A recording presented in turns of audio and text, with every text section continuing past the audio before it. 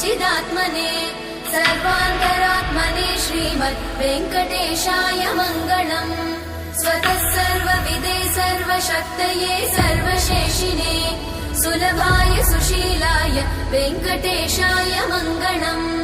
परस्मै ब्रह्मणे पूर्णकामाय परमात्मने प्रयुञ्जे परतत्त्वाय वेङ्कटेशाय मङ्गलम्। आकालतत्त्वमशान्तमात्मनामनुपश्यताम् अतृप्त्यमृतरूपाय वेङ्कटेशाय मङ्गलम्। प्रायस्वचरणौ पुंसां शरण्यत्वेन पाणिना कृपया दिशते श्रीमद् वेङ्कटेशाय मङ्गलम्। दयामृततरङ्गिण्यास्तरङ्गैरिव शीतलैः अपाङ्गैः सिञ्चते विश्वम् वेङ्कटेशाय मङ्गलम्। सद्भूषाम्